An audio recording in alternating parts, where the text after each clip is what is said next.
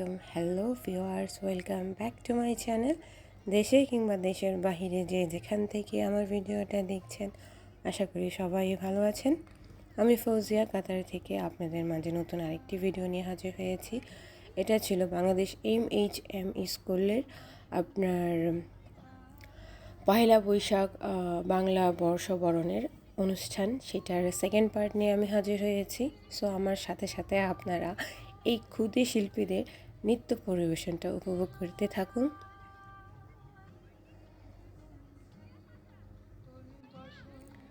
এত সুন্দর নৃত্য ছিল, তার সাথে ছিল মুগ্ধ করা সুন্দর একটি রবীন্দ্রসঙ্গীত। বাট কী আর করব, সঙ্গীতগুলো আমি একদমই রাখতে পারলাম না, বিকজ সবগুলো গানের মধ্যে কপিরাইট চলে আসতেছে। সো কী আর করার। সো আপনারা এই মিউজিক ছাড়া, সঙ্গীত ছাড়া নৃত্য পরিবেশনটাই উপভোগ করতে থাকুন।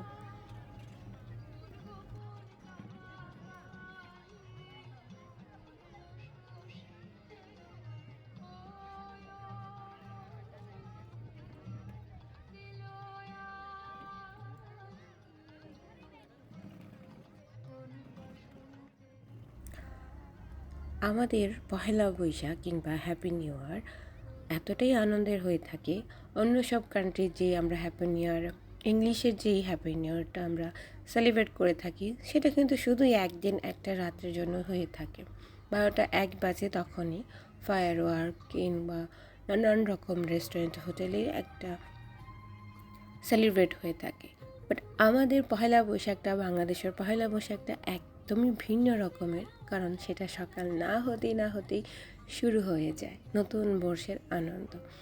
তার মাঝে থাকে অবশ্যই আপনার নানান রকমের খাবার।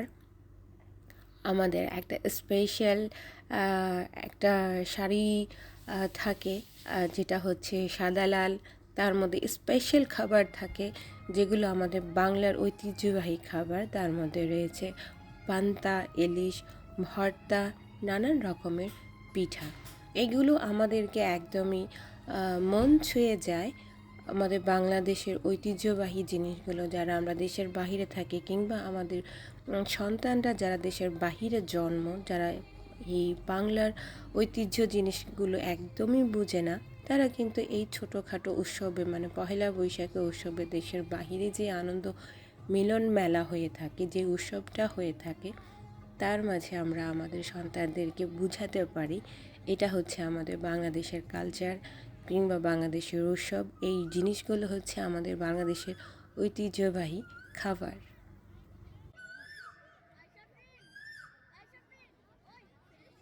ফাগুন হাওয়ায় রঙে রঙে পাগল ঝোরা লুকিয়ে ঝরে, গোলাপ, জবা, পারুল, পলাশ, পারিজাতের বুকের পরে। সেইখানে মোর পরাণ খানি যখন পারি বহে আনি, নীলাজ রাঙা পাগল রঙে রঙিয়ে নিতে থরে থরে। বাহির হলেন ব্যাকুল হাওয়ার উতল পথের চিহ্ন ধরে, ওগো তুমি রঙের পাগল, ধরবো তোমায় কেমন করে।